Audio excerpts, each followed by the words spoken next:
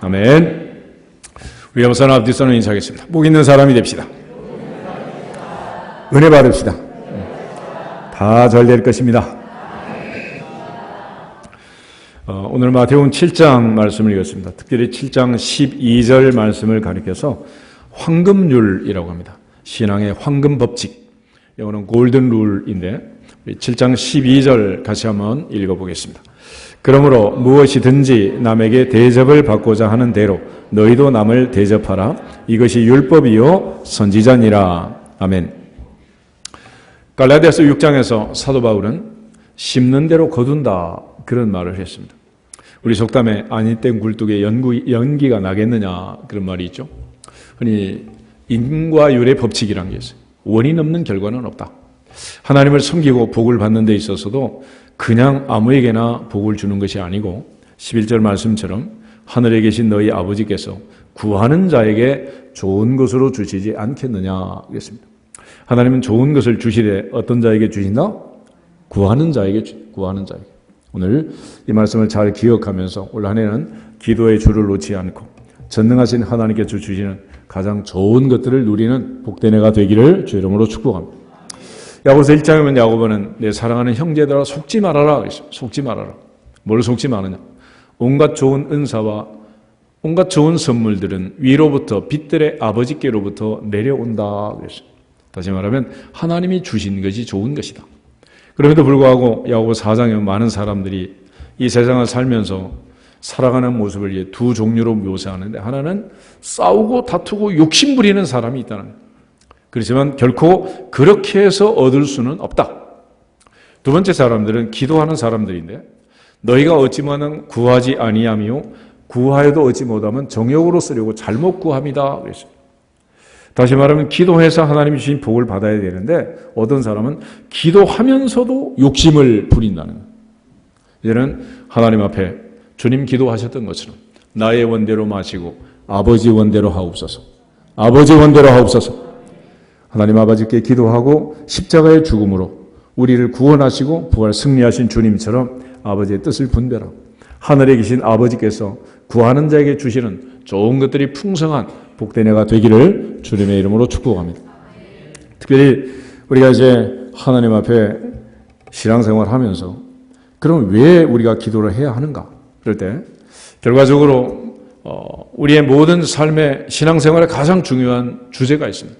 그는 하나님의 주권사상이라. 하나님의 주권사상. 성경을 펼치면 성경은 이렇게 시작합니다. 태초에 하나님이 천지를 창조하시니라. 태초에 하나님이 천지를 창조하시니라. 그래서 하나님은 문장의 주어일 뿐만 아니라 성경 전체의 주어이고 내 인생의 주인이고 역사의 주인이시고 인간의 생사화복이 그분의 손에 달려있고 대제국의 흥망성쇠를 주장하시는 분이 바로 그분이다. 그러므로 기도한다는 것은 하나님 아버지 앞에 최종 결재권자 앞에 우리가 기도하는 것이고 아뢰는 것이고 그분의 결재를 받기 위해서 하는 거예요. 그러므로 올 한 해는 하나님의 절대 주권을 믿는 자답게 하나님 아버지 앞에 기도하고 또 하나님이 주시는 좋은 것들을 받아 누릴 수 있기를 주님의 이름으로 축복합니다. 장로님 기도하신 것처럼 시편 117편의 솔로몬이 고백할 때 여호와께서 집을 세우지 아니하시면 세우는 자의 수고가 헛되고 여호와께서 성을 지키지 아니하시면 파수꾼의 깨어 있음이 헛되다. 결과적으로 인간이 아무리 노력하고 힘쓰고 했어도 그분이 세워주지 않고 지켜주지 않고 허락하지 아니하면 허사다라는 얘기입니다. 전능하신 하나님 그분이 네 인생의 생사화복을 주장하시는 믿고 또 믿어지시기를 축복합니다. 그렇게 믿는 사람은 그분에게 기도할 수밖에 없고 하나님 아버지 앞에 엎드릴 수밖에 없는 것입니다. 이사야 9장 7절 37장 32절에 가면 이런 말씀이 있습니다. 여호와의 열심히 이를 이루시리라. 여호와의 열심히 이를 이루시리라. 여호와의 열심히 이룬다는. 다시 말하면 그 하나님의 열심히 우리의 인생을 계획하시고 주관하시고 걸음걸음 인도해 가심을 믿어야 한다. 요즘 드라마 중에 스카이캐슬이라는 게 세상을 시끄럽게 하고 교육부가 심히 불편해한다고 뉴스가 떴더라고. 난 드라마는 보지는 않았는데 원래 애들 실력은 엄마 열심이라고 그러잖아. 엄마 열심. 그런데 드라마 내용은 뭔지 모르겠지만 엄마의 열심은 아들 인생을 망친다. 그 얘기 아니겠어? 그렇지만 하나님의 열심은 우리를 흥하게 하느니라. 죽은 자를 살리느니라. 낮은 자를 높이느니라. 사망에서 생명으로 옮기고 이 험한 세상에서 우리를 복된 나라로 인도해 갈 줄로 믿습니다. 그 하나님의 열심이 내 인생을 붙잡고 계심을 믿고 믿어지는 아침이 되기를 축복합니다. 오늘 우리가 믿는 이 장로 교리 중에서 가장 많은 오해를 받는 게 애정론이라는 게 있습니다. 애정론. 애지냐, 애정이냐, 그러면서 또 신학적으로는 싸우고 그러는데, 나 의미 없는 얘기고, 결과적으로 애정론이라는 것은 결론은 이거예요. 구원에 관한 하나님의 계획. 우리의 인류의 구원에 관한 한 사람 한 사람 구원 계획을 하나님이 주장하시고, 하나님이 간섭하셔서, 하나님이 장세전에 선택하시고, 모태 잉태되기 전부터 아시고, 하나님이 선택한 하나님의 자녀는 내가 야곱을 사랑한다라는 말씀처럼 영원한 천국까지 반드시 인도하실 줄로 믿습니다. 그 애정론이라는 그 애정론을 오해해가지고 마치 하나님이 인간을 로봇처럼 조종하는 것 같은 그런 식으로 교리를 해석하는 사람들이 있어요. 그래서 인간이 살아가는 모든 과정에 행동 하나하나까지 하나님이 다 간섭하시고 하나님이 모든 드라마의 각본을 주관하는 총감독처럼 그렇게만 생각하는데 그러지는 않습니다. 하나님께서는 모든 것을 주관하신 게 분명하지만은 또 하나 우리에게 자유의지란 걸 주셔서 하나님이 허락하신 그 범위 안에서 우리가 또 선택하며 갈 수 있는 그런 하나님의 주권과 인간의 자유의지 사이에 이 균형과 조화를 잘 이루고 살아가야 한다는 거예요. 2019년을 우리에게 주셨는데 벌써 이제 1월이 지나가고 있습니다. 새로운 해를 주신 것은 하나님의 은혜이고 하나님의 특별한 섭리입니다. 그러나 우리가 어떻게 선택하고 시간을 어떻게 관리하고 어떤 일을 하고 보냈냐에 따라서 인생은 너무도 크게 달라질 수밖에 없다는 거예요. 오늘 여러분이 교회 들어오실 때 오늘은 2번째 줄, 7번째 줄에 앉아라 그렇게 지시 받은 거 아니잖아요. 누가 앉았어요? 내가 앉았잖아. 에덴 동산에서 하나님은 모든 걸 주관하셔서 말씀을 주시는 거예요. 먹는 날에는 죽는다. 반드시 죽는다. surely die. 그렇죠. 그런데 사탄이 와가지고 뒤집었어. 안 죽는다. 결코 안 죽는다. 염려하지 말아라. never die. 선택은 이제 누가 했어요? 누가 했어요? 내가 했잖아, 인간이. 근데 우리 같으면 하나님의 면전에서 선악과를 따먹으면 손목을 어떻게 할 것 같은데. 내버려 두셨어. 그러니까 신학적으로는 묵커라고 해요. 묵커. 말씀을 주셨단 말이에요. 그리고 우리가 어떤 일을 하는가 하는 데에 대해서는 하나님께서는 우리의 선택을 존중하고 결과를 가지고 하나님께서 심판을 하시는 거예요. 그러므로 올 한 해도 오늘도 우리가 무엇을 하든지 어디를 가든지 내 마음대로 갈 수 있다 없다? 있다 없다? 만약에 내 마음대로 갈 수 없고 하나님이 1%라도 하나님 뜻대로 우리를 간섭한다면 우리는 할 수 있어요 없어요? 내 마음대로 할 수 없는 거예요. 그래서 하나님의 절대 주권도 100%고 우리의 자유의지도 100%예요. 그러므로 우리가 선택하고 결정한 일에 대해서는 누가 책임진다? 우리가 책임을 지는 것입니다. 그래서 우리가 하나님의 절대 주권을 믿는다면 그리고 우리가 책임져야 되는 이 엄중한 인생을 산다고 진짜로 믿는다면 기도할 수밖에 없는 것이고 그리고 기도해야 된다는 거예요. 그래서 오늘 기도에도 우리가 해야 할 부분이 있고 하나님이 하실 부분이 있어요. 7절을 다시 보시면 구하라 그리하면 너희에게 주실 것이요 찾으라 그리하면 찾아낼 것이요 문을 두드리라 그리하면 너희에게 열릴 것이니 그랬는데 구하라 찾으라 두드리라 이건 명령이고 이건 누가 해야 되는 겁니까? 내가 하는 겁니다. 그 다음에 그리하면 너희에게 주실 것이요 그리하면 찾아낼 것이요 그리하면 열릴 것이니라 이거는 하나님의 약속이고 누가 하실 부분입니까? 하나님이 하실 부분이라. 근데 우리는 늘 내 할 일은 안 하고 하나님 하실 일을 너무 걱정을 하는 거예요. 정말로 주실까? 정말로 능력이 있으시나? 기도하면 병이 낫나? 이런 엉뚱한 걱정들을 많이 한단 말이에요. 그래서 예수님께서 여기서 구하라 찾으라 두드리라 명령을 하시는데 헬라어나 히브리어의 그 명령의 시제가 갖는 특징은 단 한 번 해라 그런 얘기 아니라 계속 반복 되풀이해서 해라 그랬어요.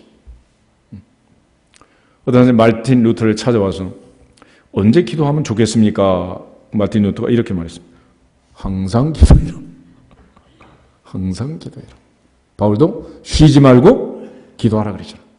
쉬지 말고 기도하라. 그러니까 우리가 구하고 찾고 두드리는 것은 우리가 할 일이고, 기도는 영혼의 호흡이라고 했습니다. 항상 살아있는 동안은 숨을 쉬는 것처럼 기도의 줄을 놓으면 안 된다. 그런데 그 다음에 나와 있는 것은 하나님의 약속입니다. 그리고 하나님은 약속을 반드시 지킨다, 안 지킨다. 하나님은 약속을 지키시는 분이에요. 그래서 예수님께서 삼중 강조로 우리에게 기도를 명령하고 하나님의 응답을 약속해 주신 것입니다. 8절에 다시 한번 강조합니다. 구하는 이마다 찾는 이가 두드리는 이에게 받을 것이요 찾아낼 것이요 열릴 것이니라. 또다시 삼중 강조를 합니다. 삼중 강조, 삼중 강조, 육중 강조가 되어 있어요. 그리고 나서 이제 그 다음에 또 9절부터 11절에 다시 삼중 강조를 합니다. 너 중에 누가 아들이 떡을 달라 하는데 돌을 주겠느냐? 두 번째는 생선을 달라 하는데 뱀을 줄 사람이 있겠느냐?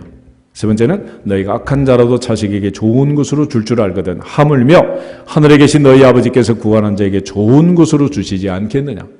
그래서 이 말씀들은 하나님께서 반드시 주신다는 약속을 구중강조로 하고 있는 거예요. 그리고 하나님이 약속하신 이 약속은 반드시 지키신다. 전능하신 하나님께서 못하시는 일이 하나 있는데 그거는 약속을 깨는 일을 못하신다. 그러므로 우리가 구하기만 하면 주신다, 안 주신다? 반드시 주신다. 그래서 기도의 공식은 아주 간단합니다. 구하라, 그리하면 주시리라. 구하는 것은 내가 해야 할 책임과 사명이고, 그리하면 주시리라는 것은 하나님의 약속입니다. 그런데 우리가 구하라 하는 말씀을 순종해서 기도하려면 의지적인 결단과 선택이 있어야 돼요. 여기에 분명한 의지적인 내 의지로 내가 기도하고 내가 엎드려야지 남이 어떻게 할 수 있는 일이 아니란 말이에요. 무슨 일 하든지 우리가 이제 선택하고 결정하는 일에는 자기의 자유의지가 개입되어 있고 내가 결정해야 돼요. 이선자 여러분이 이 자리에 앉아서 예배 드리는 것은 예배 드리기로 결정하고 결심하고 오셨기 때문에 이 자리에 있는 거지. 갈등했으면 문 앞에서 왔다 갔다 하든지 집에서 누워 있든지 시간이 흘러갔겠죠. 그래서 우리가 무슨 일을 하든지 어떤 결정을 할 때는 의지적인 결단이 있어야 돼요. 특별히 하나님 앞에 기도하는 것도 역시 마찬가지. 예수님께서 베드로에게 시험에 들지 않게 깨어있어 기도하라 부탁하셨지, 그걸 억지로 끌고 가서 막 그렇게 하지는 않았잖아요. 결국 하나님께서 우리에게 주신 이 모든 과정 앞에서, 인생 앞에서 하나님이 허락하신 것은 특별한 하나님의 은혜요, 또 주권적인 그런 하나님의 놀라운 섭리이지만은, 그러나 우리가 어떻게 반응하고 선택하느냐, 결정하고 결단하느냐 하는 것은 우리의 의지에 달린 문제입니다. 그런 측면에서 하나님의 절대 주권을 믿는다면 우리가 기도하기를 선택하고 어떠한 경우에도 기도하기를 결정하고 기도하려는 의지를 가지고 무릎 꿇고 엎드리기를 주 이름으로 축복합니다.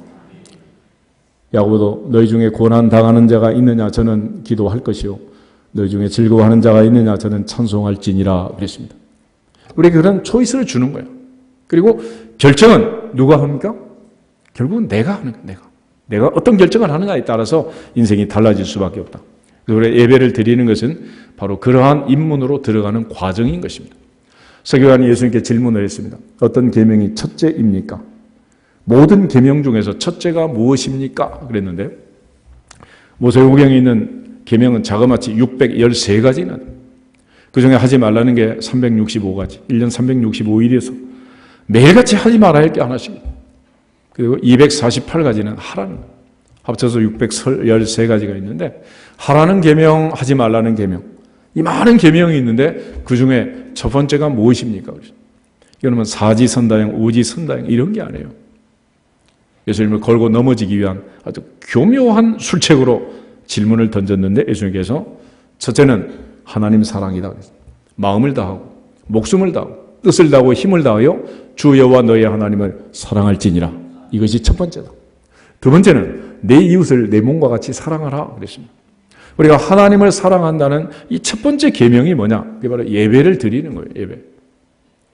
그 예배의 요소를 예수님이 설명하신 거예요. 그래서 한번 따라하겠습니다. 마음을 다하여 찬송합시다. 목숨을 다하여 기도합시다. 뜻을 다하여 말씀을 들읍시다. 힘을 다하여 봉헌합시다. 아멘.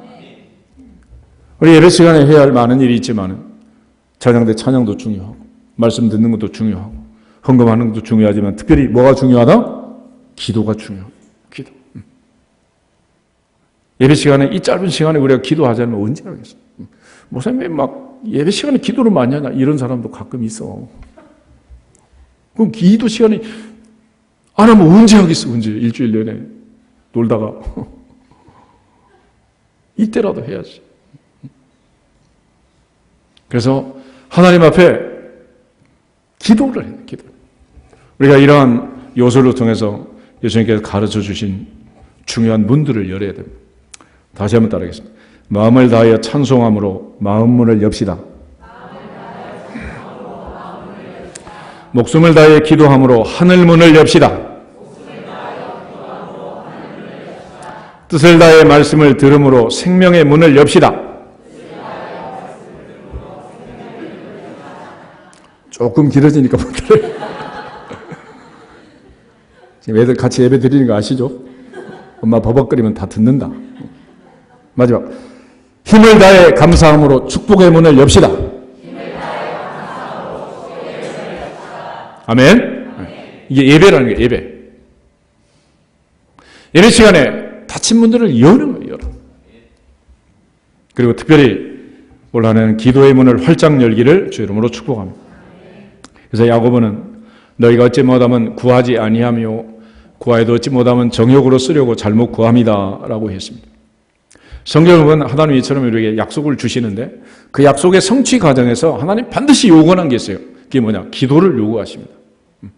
왜 그런지는 나중에 살펴보고 먼저 우리가 아브라함의 인생을 보면 아브라함은 75세에 하나님의 부름을 받습니다. 그는 무자했고 사라 할머니는 65세 10살 차이가 나는 커플이었는데 87세에 이스마엘을 낳았잖아요. 그때 하나님께서 아브라함에게 진노하시고 13년 동안 아브라함과 관계를 끊었습니다. 아브라함 99세 때 이제 찾아오셔서 86세에서 99세까지 13년 동안 단절을 했다가 찾아오셔서 명년 이맘때 아들 주겠다 그렇게 말했어요. 그래서 이제 아브라함이 너털 웃음을 웃으면서 이스마엘이나 잘 살기를 원합니다. 사라 할머니도 장막 뒤에서 듣고 있다가 할머니 배꼽 빠질 뻔했어. 웃느라고. 그래서 아들 이름이 이제 이삭이라는 이름이 됐는데 히브리어로 이삭이라는 말은 웃음이란 뜻이야. 웃음. 아버지가 웃고 엄마가 웃고 그래서 아들이 태어나서 이삭이 된 거예요. 사라 할머니 나중에 간증할 때 뭐라고 했어요? 창세기 21장에 여호와께서 나로 웃게 하시니 모든 사람이 나와 함께 웃으리로다. 내가 웃었다 웃게 하셨다. 웃게 하셨다는 거예요. 내가 낳았다 하나님이 낳게 하셨다. 낳게 하셨다. 그래서 하나님께서는 인간이 할 수 없는 그 한계 상황에 도착해서 드디어 이제 하게 하시는 그리고 하나님이 누구신가를 보여주는 그런 과정을 거치세요. 인간이 살아가면서 생로병사의 과정을 거치잖아요. 이러면 지금은 뭐 걷기도 하고 뛰기도 하고 먹기도 하고 마시기도 하니까 뭐 원래 그렇게 태어난 줄 알겠지만 그것을 올라가면 엄마 뱃속에서 나올 때 눈 떴어요? 못 떴어요? 뜬지 안 뜬지도 모를 정도로 감고 태어난 거야. 귀도 안 들리고 말도 못하고 아무것도 못했어요. 근데 죽었어요? 살았어요? 살았잖아. 어떻게 살았어? 다 잊어버렸구나. 울기만 잘하면 돼. 울기. 그냥 울어. 울기만 하면 할머니도 오고 할아버지도 오고 엄마도 오고 오빠도 누나도 와가지고 전부 막 안아주고 얼러주고 기저귀 갈아주고 막 이래. 그래서 먹고 산 거야. 그러니까 기도라는 것은 원천적으로 그냥 우는 거예요. 울어. 누구 앞에서? 하나님 앞에서. 근데 그것도 이제 다른 데 가서 울면 안 돼. 다른 집 가서 울면 시끄럽다 그러고 혼나. 하나님 앞에서 울면 기적의 주인공이 되고 세상에서 앞에서 세상 사람 앞에서 울면 바보 등신 되는 거야. 아무도 동정하지 않아요. 결국 인생이 하나님 앞에서 출생하는 이 과정을 거치면서 우리가 이제 살아가지만 마지막에 이제 여러분 세상 떠날 때는 또 역순이 되는 거예요. 할아버지는 나중에 걸어 다니기만 해도 감사한 일이고 자기가 일어나서 자기 몸 자기가 샤워만 해도 정말 감사한 일이고 나중에는 잘 먹고 배설 잘 하시고 잠 잘 자고 그러면 감사한 일이야. 나중에 마지막 갈 때는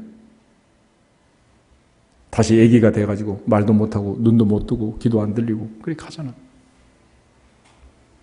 그 인생이 살면서 내가 어느 분야에 어느 업종에 종사하고 살든지 애굽의 바로 대왕이나 바벨론의 느부갓네살 대왕이라 하더라도 자기가 할 수 없는 한계 상황이 있다 없다? 있다. 그걸 아는 거야. 그래서 내 위에 전능자가 있다는 것을 알고 전능하신 하나님의 주권을 인정하는 사람들은 엎드려 기도해야 되는 거예요. 아브라함도 사라도 드디어 하나님께서 이 불임의 할머니를 90살 된 할머니를 고쳐가지고 애를 낳게 하셨단 말이에요. 그러고 나서 할머니한테 딱 한마디 듣기를 원하신 거예요. 여호와께서 나로 웃게 하시니 모든 사람이 나와 함께 웃으리로다. 내 아들 이삭은 내가 낳았다 하나님이 주셨다. 하나님 주셨다. 그걸 알게 하시려고 그래요. 그걸 알게 하시려고. 창세기 25장 한번 더 보겠습니다. 창세기 25장을 보시면 19절부터 그 아브라함의 아들 이삭이 야곱과 에서를 낳는 이야기가 기록이 되어 있어요. 근데 20절에 보면 이삭이 장가간 얘기가 있는데 20절, 21절 우리 두 절을 한번 읽어보겠습니다. 이삭은 40세에 리브가를 맞이하여 아내를 삼았으니 리브가는 밧단 아람의 아람 족속 중 부두엘의 딸이요 아람 족속 중 라반의 누이였더라. 이삭이 그의 아내가 임신하지 못하므로 그를 위하여 여호와께 간구하매 여호와께서 그의 간구를 들으셨으므로 그의 아내 리브가가 임신하였더니 아멘. 이삭이 몇 살에 장가 갔다고요? 40에 장가, 40. 그런데 아내 리브가를 데려왔는데 리브가가 아이를 갖지 못하는 거예요. 창세기 24장에 보면 그 먼 밧단 아람까지 아브라함의 늙은 종 엘리에셀이 가서 리브가를 아브라함의 며느리로 데려왔습니다. 그런데 데려다 놓고 보니 애를 못 낳는 거예요. 근데 어느 정도로 못 낳느냐? 이 21절 보면 뭐 금방 애를 못 낳으니까 이삭이 뭐 리브가의 배에다 손을 얹고 안수기다 세게 하니까 금방 애가 들어선 것처럼 되어 있지만 그런 얘기가 아니에요. 26절 끝에 가면 리브가가 그들을 낳을 때 이삭이 몇 살? 60세라는 60세. 그럼 기도 몇 년 한 거예요? 20년 동안 기도를 20년 동안. 왜 20년이나 했느냐? 21절에 그의 아내가 임신하지 못했다 그랬는데 이 말은 영어로 번역하면 she was barren. 불임녀라는 불임녀. 애를 못 낳는 여자예요. 하나님께서 아브라함에게 약속할 때는 이스마엘이 아니고 이삭으로 말미암아 내 씨가 번성하는데 하늘의 별처럼 바다의 모래처럼 많은 자손을 주겠다 그랬습니다. 아니 약속을 하지를 말든지 약속을 하셨으면 며느리를 주실 때 엉덩이 큰 며느리를 보내가지고 쑥쑥 낳게 하시든지 뭐 이래야지. 이건 뭐 교환도 안 되고 반품도 안 되고 AS도 안 되고 산부인과도 없고 어찌 하라는 거예요. 어찌. 이삭이 기도해야 되겠어요? 안 해야 되겠어요? 보통 기도해서 되는 일이 아니라 20년, 20년이나 가면 20년이에요. 그런데 왜 이삭은 이렇게 20년 동안 기도했을까? 애도 낳지 못하는 이 아내를 붙들고 왜 그랬겠어요? 하나님이 약속하신 그 약속을 믿었기 때문에 전능하신 하나님이 고치면 고칠 줄 믿었기 때문에 그분이 열면 닫을 자가 없고 닫으면 열 자가 없는 사실을 하나님의 절대 주권을 확신했기 때문에 그런 거예요. 그 하나님께 기도하고 그 하나님께 부르짖고 그리고 아이를 낳습니다. 하나님께서 그 모든 약속을 아버지 아브라함부터 약속을 주셨고 다 주셨는데도 불구하고 이래. 만약 4000년 내에 여러분이 처녀라면 시집가서 애 못 낳으면 어떡할까 그런 걱정이 많겠지만 그 정도로 약속이 됐다면 이삭한테만 시집을 가면 걱정 뚝 하겠잖아. 그네 놀랍게 그 집에 갔는데 이런 일이 생긴 거예요. 그런데 하나님은 안 주시겠다는 게 아니고 구하라 그러면 주실 것이다. 안 구하라 그러면 안 주실 것이다. 우리 항상 거기다가 덧붙여가지고 안 구한 것도 주실 줄 믿습니다만 우기는데 그런 법은 없다. 구해야 주십니다. 그러니까 하나님이 주시기로 약속했어도 그렇게 해달라고 뭐 해야 한다? 기도하라는 거예요. 기도. 여러분이 잘 아는 출애굽 사건입니다. 출애굽. 출애굽이라는 것은 이스라엘 백성들이 430년 동안 종살이를 하다가 애굽에서 해방되어 나온 사건 아니겠어요? 근데 그 출애굽은 하나님이 아브라함에게 약속을 한 사건이에요. 창세기 15장을 찾아보겠습니다. 창세기 15장을 보시면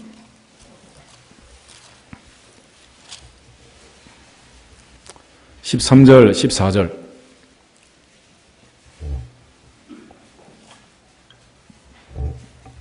13절 보겠습니다. 여호와께서 아브라함에게 이르시되 너는 반드시 알라 내 자손이 이방에서 객이 되어 그들을 섬기겠고 그들은 400년 동안 내 자손을 괴롭히리니 그들이 섬기는 나라를 내가 징벌할지며 그 후에 내 자손이 큰 재물을 이끌고 나오리라. 아멘. 이스라엘 백성들은 430년 만에 출애굽을 하고 나올 때 애굽 사람들이 10번째 장자가 죽기 시작하자 이제 드디어 모든 재물을 다 주면서 이제 가기만 해라. 그래가지고 금은 보화를 잔뜩 준 거예요. 이게 왜 준지도 모르고 귀걸이, 목걸이, 팔찌, 발목, 뭐 배꼽까지 코골이까지 구멍을 뚫어가지고 다 달고 나왔다. 얼마나 많이 주셨는지 광야에 나와서 금송아지를 만들었잖아. 황금돼지가 아니고 금송아지. 하나님께서 주실 때는 그거 만들려고 주신 게 아니고 광야에 가서 뭐 하라고? 성전 건축하라고, 성막 건축하라고 주신 거예요. 그런데 이스라엘 백성들이 출애굽할 때 모세의 나이가 몇 살이었습니까? 80살이었습니다. 80.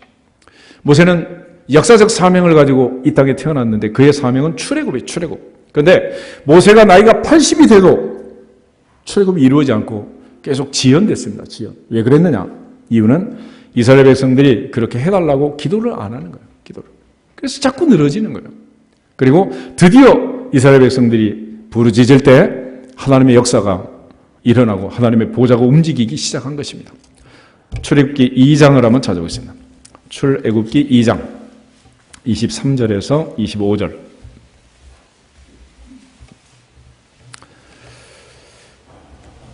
출애굽기 2장 23절부터 25절 말씀 보겠습니다. 여러 해 후에 애굽 왕은 죽었고 이스라엘 자손은 고된 노동으로 말미암아 탄식하며 부르짖으니 그 고된 노동으로 말미암아 부르짖는 소리가 하나님께 상달된지라. 하나님이 그들의 고통 소리를 들으시고 하나님이 아브라함과 이삭과 야곱에게 세운 그의 언약을 기억하사 하나님이 이스라엘 자손을 돌보셨고 하나님이 그들을 기억하셨더라. 아멘. 이스라엘 백성들이 노예 민족으로 전락하고 애굽을 알지 못하던 새 왕들이 등장하고 세월이 흘러서 국고성, 비돔, 람셋 수없이 많은 피라밋 건축에 끌려다니는 노예가 된 거예요. 바로의 압제는 점점 심해지고 그들은 견딜 수 없는 고통 속에 떨어집니다. 그래서 그들은 부르짖었는데 그냥 부르짖는 게 아니라 고된 노동으로 말미암아 탄식하며 부르짖었다. 하나님이 그들의 고통 소리를 들으셨다. 그러니까 웬만큼 힘들지 않으면 사람이 부르짖지 않는다는 거예요. 그런데 놀라운 사실은 하나님은 부르짖기만 하면 들으시느니라. 들으시느니라. 너는 내게 부르짖으라. 내가 내게 응답하겠고 내가 알지 못하는 크고 은밀한 일을 내게 보이리라. 할렐루야. 그래서 이스라엘 백성들이 부르짖자 하나님이 드디어 아브라함에게 세운 언약, 이삭과 야곱에게 반복한 그 언약을 기억하시고 이스라엘 백성들을 돌보기 위하여 모세를 찾으러 갔더니 모세가 나이가 벌써 몇 살이 되어 있는 거예요? 80살이 되어 있는. 모세가 80이 되든지 말든지 세월이 흘러가든지 말든지 하나님은 언제까지 일을 안 하시느냐? 기도할 때까지. 그러므로 하나님께 부르짖으면 하나님이 드디어 역사하시고 움직일 줄로 믿습니다. 그래서 출애굽이 이루어지게 된 거예요. 출애굽. 하나님이 그렇게 약속을 했는데도 그렇게 해달라고 기도하지 않으니 그런 일이 벌어지게 된 것입니다. 바벨론 포로라는 어마어마한 성경의 두 번째 큰 사건이 있습니다. 출애굽만큼 엄청난 사건이에요. 그래서 바벨론 포로 귀환 사건을 두 번째 출애굽이라고도 하는데 예레미야를 통해서 하나님께서 약속하셨습니다. 바벨론 포로는 70년이면 끝난다라고 끝난다. 예레미야 25장 한번 보실까요? 예레미야 25장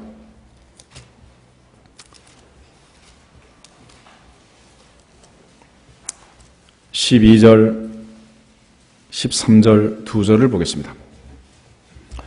예레미야 25장 12절 13절 여호와의 말씀이니라 70년이 끝나면 내가 바벨론의 왕과 그의 나라와 갈대아인의 땅을 그 죄악으로 말미암아 벌하여 영원한 폐허가 되게 하되 내가 그 땅을 향하여 선언한 바 곧 예레미야가 모든 민족을 향하여 예언하고 이 책에 기록한 나의 모든 말을 그 땅에 임하게 하리라. 아멘.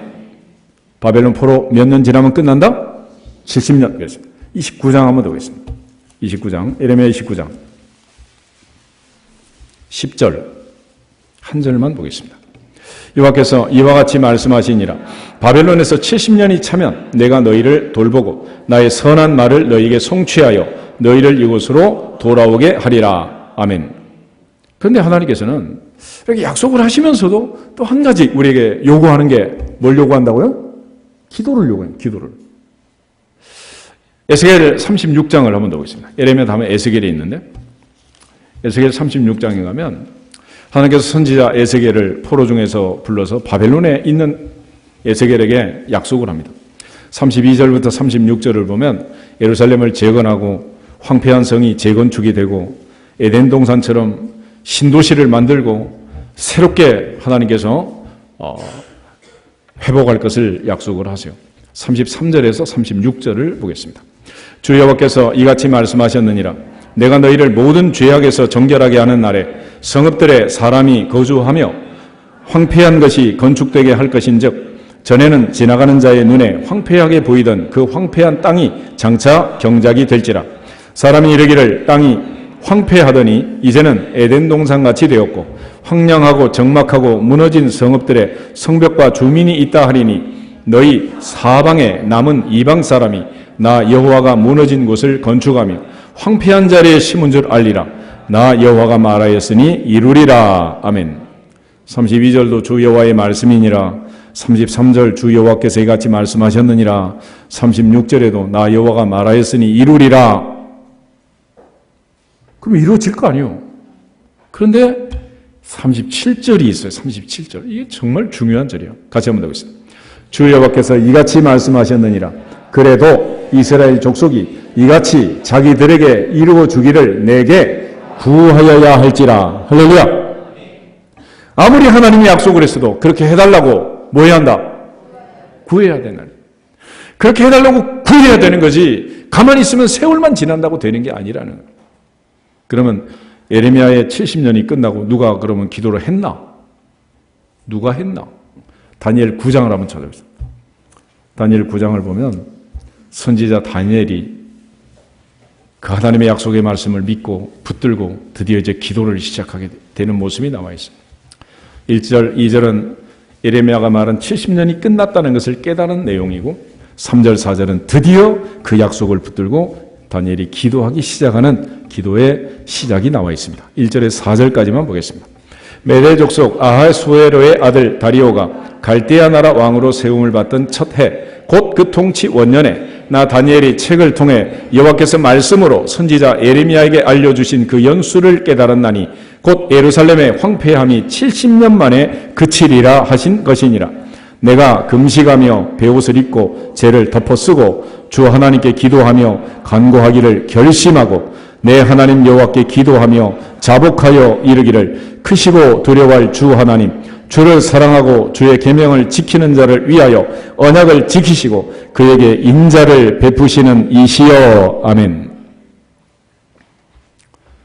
때가 되면 유치원도 들어가고 때가 되면 뭐 중고등학교도 들어가고 때가 되면 대학도 들어가고 때가 되면 회사도 들어가고 때가 되면 결혼도 하고 애도 날 것 같지만 그렇게 해달라고 뭐 해야 한다? 기도해야 돼. 기도. 아멘.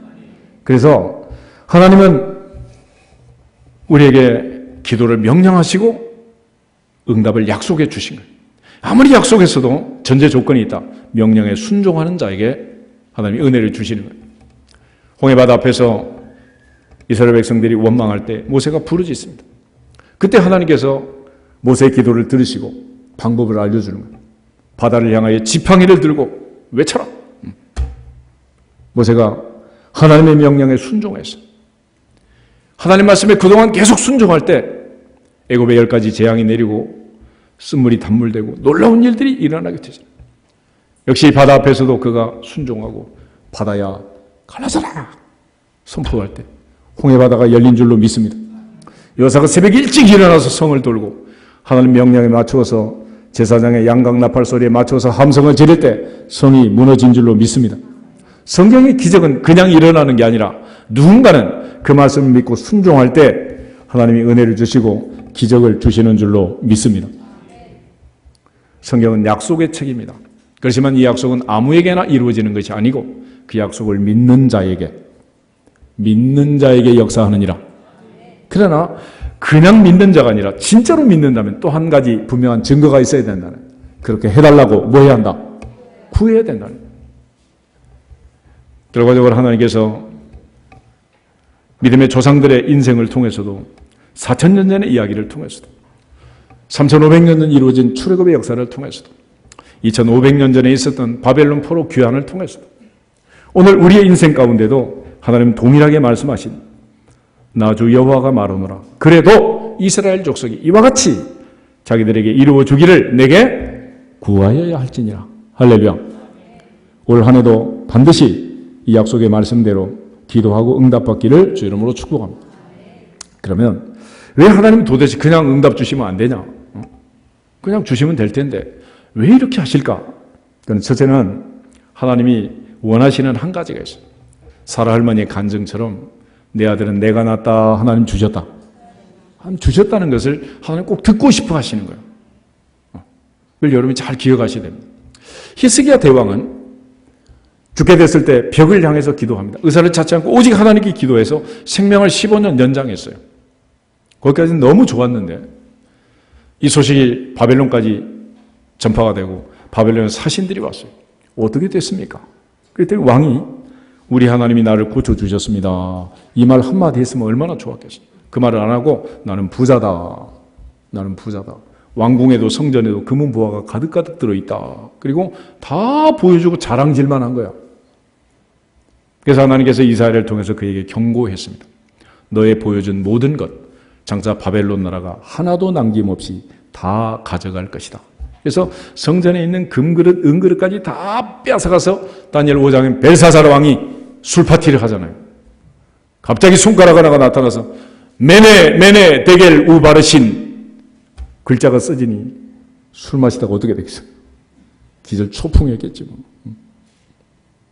그래서 자기의 후손들이 바벨론에 끌려가는데 1등 공신 중에 한 사람은 히스기야. 간증하기 싫으면 그냥 죽자. 만약에 히스기야가 그냥 죽었으면 히스기야는 전무후무한 위대한 왕이 됐을 거예요. 근데 15년 더 살다가 일어난 일들이 너무너무 슬픈 일이 일어나. 그가 죽고 그의 아들 므낫세가 왕이 될 때 12살이었습니다. 12살짜리가 왕이 됐다는 것은 병 고친 다음에 낳았다? 그 전에 낳았다?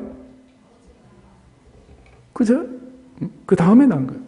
근데 이 왕이 55년을 통치하면서 아버지 히스기야가 정리한 우상들을 전부 복원해가지고 나라를 우상의 나라로 만들고 막. 그래서 이제 아몬은 2년을 다스리다가 죽었는데 2년 만에 죽었다는 것은 장수했다는 거요? 사고 났다는 거요? 칼 맞아 죽은 거예요. 하나님이 원하시는 것은 한 가지. 하나님 반드시 주신다 안 주신다?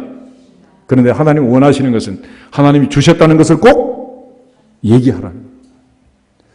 이제 설이 오고 있는데 손자가 할아버지한테 세배만 하면 세뱃돈 나와 안 나와? 그리고 이 녀석이 할 일은 딱 한 가지야. 얼마를 받았든지 누가 주셨다고, 우리 할아버지가 줬다고 이모한테 고모한테 삼촌한테 전부 소문만 내면 되는 거야. 1년 내내 용돈 안 떨어져. 여자친구 만나가지고 지가 알바해서 얻은 것처럼 이렇게 사기치면 디 엔드 끝나는 거야.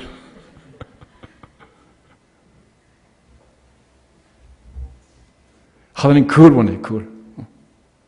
한나가 사무엘을 낳고 하나님께 기도하면서 만천하에 고백하고 간증을 하는 3,000년 전에 한나가 사무엘을 낳고 고백한 이야기. 사무엘상 2장 한번 찾아보겠습니다. 사무엘상 2장.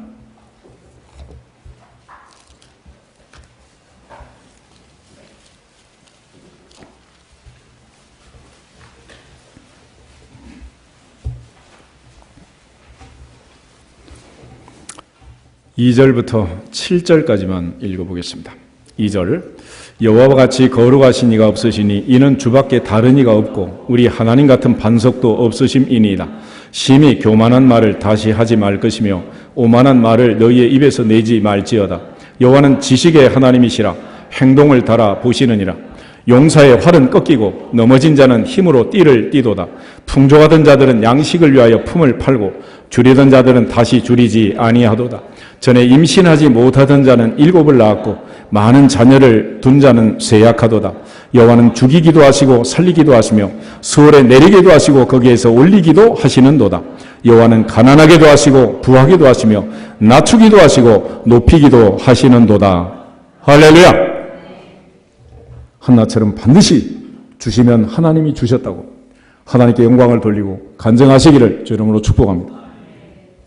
두 번째로 하나님이 우리에게 기도를 요구하는 이유는 하나님께서 기도하는 자에게 응답을 주시고 그의 자손에게 대대로 복주시기 위한 하나님의 특별한 하나님의 섭리, 하나님의 질서를 가르쳐 주는 거예요. 출애굽기 17장에 가면 아말렉과 전쟁하는 전쟁 기사가 있습니다. 모세가 손을 들면 이스라엘이 이기고 손을 내리면 아말렉이 이기고 하나님도 참 그렇지. 너무 피곤해서 잠깐 내려오는데 그걸 안 봐주시고 그 틈에 또 아말렉이 이기게 하는 그날의 전쟁이 계속됐다. 그때 그걸 깨달은 아론과 훌이 모세를 앉혀놓고 양쪽에서 팔을 붙잡았어. 하루 종일 붙들므로써 여호수아가 승전하고 돌아왔습니다.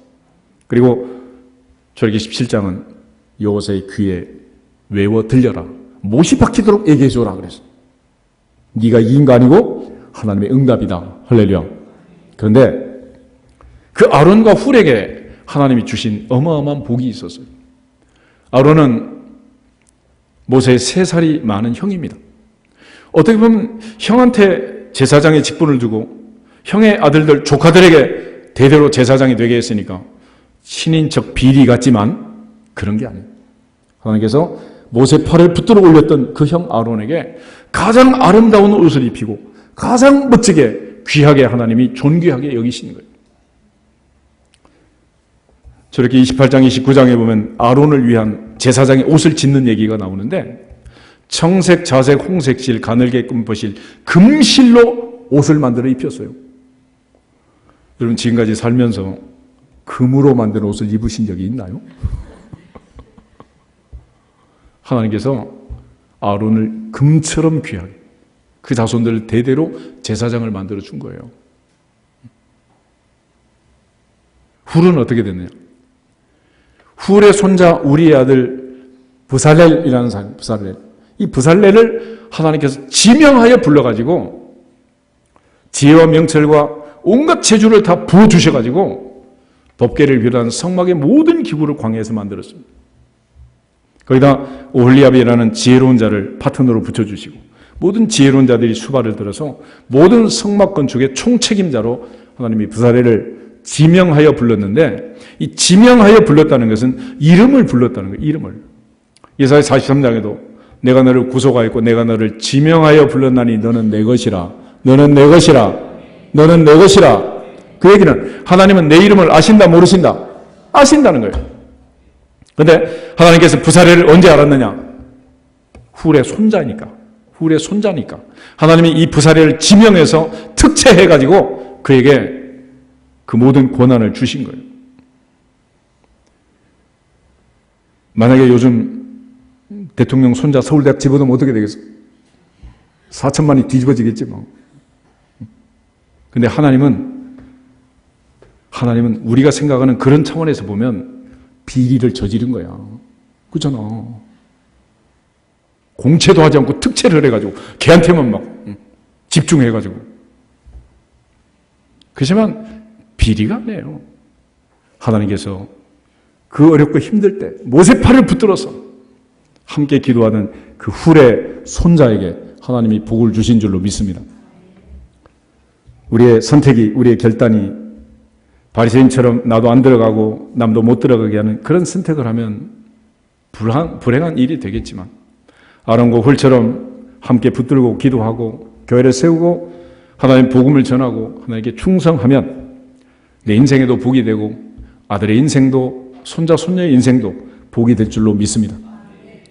자녀들의 인생에 걸림돌이 되지 않고 디딤돌이 되도록 오늘 특별히 같이 자녀들 예배하고 있는데 우리가 하는 이 일이 별거 아닌 것 같지만 하나님께서 보실 때는 결정적 요인이 될 수가 있다. 그러므로 늘 하나님 앞에 절대 충성하고 맡은 자의 구할 것은 충성이라 했어요. 또 우리가 하나님께 기도한다는 것은 뭐 대단한 일이 아니에요. 누구는 하고 누구는 할 수 없고 이런 일을 하나님이 조건으로 했다면 누구 말대로 뭐 하나님 나빠요 그러겠지만 기도는 누구든지 할 수 있고 언제든지 할 수 있어요. 눈 감고도 할 수 있고 뜨고도 할 수 있고 운전하면서도 할 수 있고 뭐 쉬는 시간에 휴게소에도 할 수 있고 애기도 할 수 있고 어른도 할 수 있고 아파도 할 수 있고 건강해도 할 수 있고 뭐만 잘하면 된다 그랬어? 울기만 잘하면. 그런데 우리는 그걸 안 하는 거야. 내가 잘났다고 내 힘으로 한다고 생각을 하는 거지.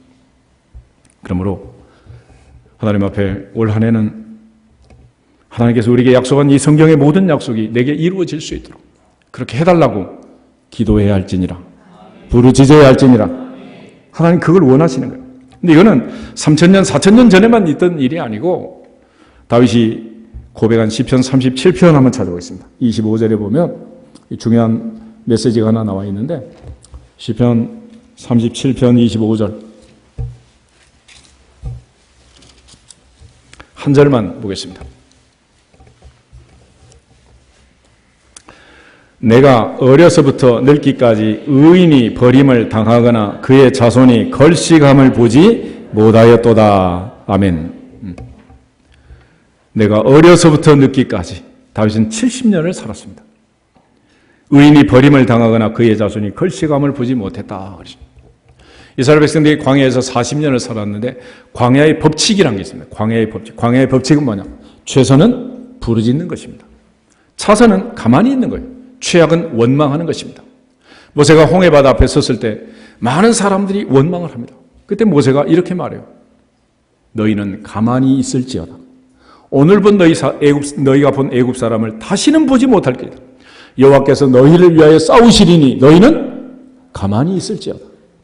그리고 모세가 하나님께 부르짖자 하나님께서 드디어 홍해바다를 열고 길을 만들어서 기적적으로 탈출하게 됩니다. 최선은 부르짖는 것이고 차선은 가만히 있는 것이고 최악은 원망하는 거예요. 그러므로 무슨 일이 있든지 절대 긍정, 절대 믿음으로 부르짖기를 축복합니다. 하기 싫으면 가만히 있을지어다. 누군가는 기도해서 길을 갈라놓으면 그때 멋지게 화장하고 파라솔 들고 하이힐 신고 건너가면 되는 거야. 모델처럼 워킹하고. 이 광야의 법칙을 잘 기억하시고 올해는 무슨 일을 하든지 가장 좋은 것을 주시는 하나님을 만나시기를 주 이름으로 축복합니다. 다시 한번 따라하겠습니다. 최선은 부르짖는 것입니다. 차선은 가만히 있는 것입니다. 최악은 원망하는 것입니다. 이 말씀 기억하고 올해는 특별히 하나님께서 주시는 가장 좋은 것 반드시 빼앗기지 않기를 다시 한번 주님의 이름으로 축복합니다. 다 같이 주 예수 그리스도